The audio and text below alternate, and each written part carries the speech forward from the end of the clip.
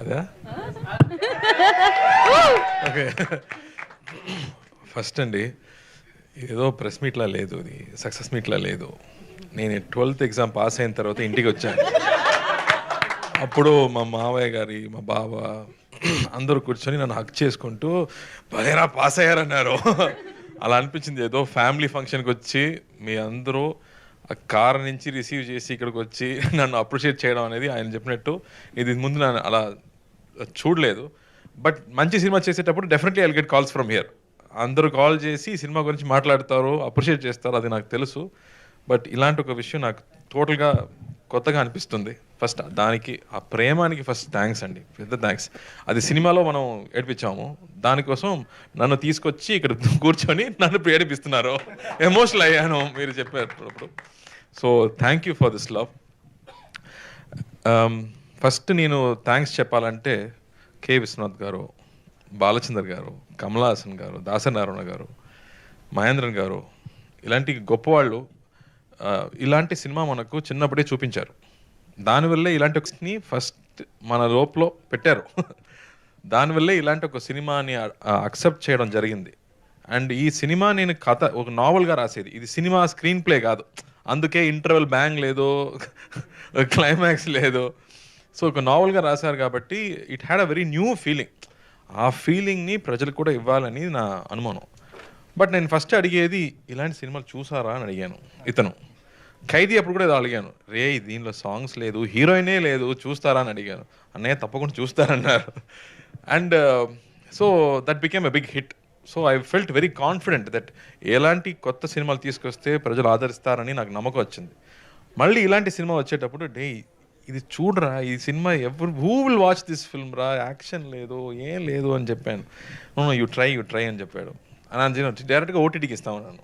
మళ్ళీ చెప్పాను, no sir, Sunil garu చెప్పారు, they will definitely watch this cinema అన్నారు. ఆ నమ్మకం ఉంది కదా, that made this big difference, that people will appreciate goodness, people will appreciate love, unconditional love అనేది ఇప్పుడు I think it's confirmed that there will be lot of confidence to do a film like this. నాకు my friends, father's friend అని call చేసేటప్పుడు, ఏదో పాత సినిమాలో ఉందిరా, ఇలాంటి ఎమోషన్స్ ఇప్పుడు లేదురా, జీవితంలో లేదు, బట్ మళ్ళీ యూ బ్రాట్ ఇట్ బ్యాక్ అని చెప్పేటప్పుడు ఐ ఫెల్ట్ సో హ్యాపీ. అలాంటి ఒక స్క్రిప్ట్ రాయడానికి అంత ప్రేమ లోపల ఉండాలి, అప్పుడు మాత్రమే రాయగలం. సో థ్యాంక్ యూ ప్రేమ్ గారు.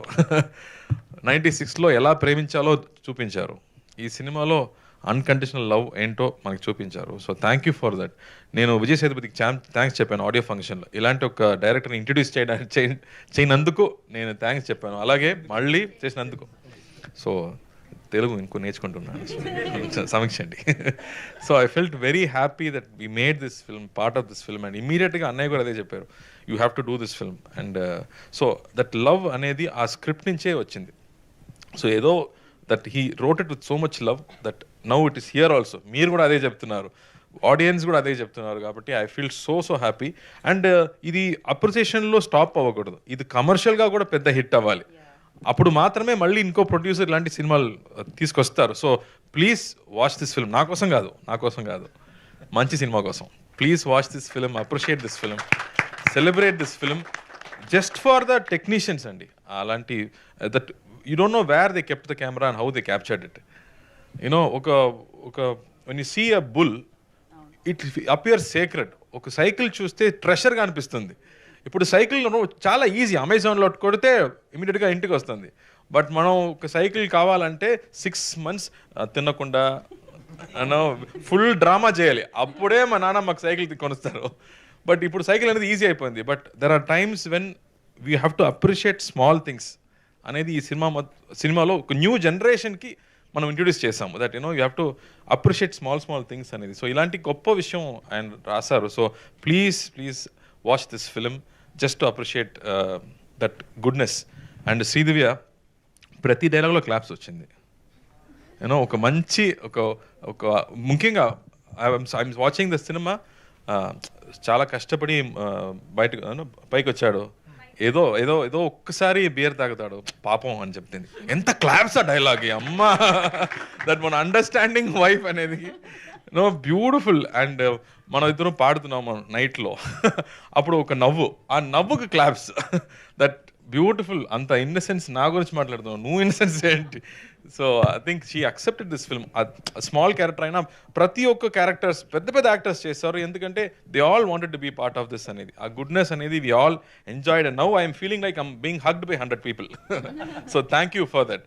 ఒక మీరు చెప్పినట్టు దిస్ ఫిల్మ్ ఇస్ థెరప్యూటిక్ అని చెప్తున్నారు. మా సొసైటీలో ఉన్న గొప్పతనం అదే. మనకి సైకాట్రిస్ట్ ఏం కావాలి లేదండి, మన కజిన్స్తో కూర్చుంటే మాట్లాడితేనే అన్నీ you become peaceful. So that way thank you for this big hug. If you talk more I will start crying. So thank you.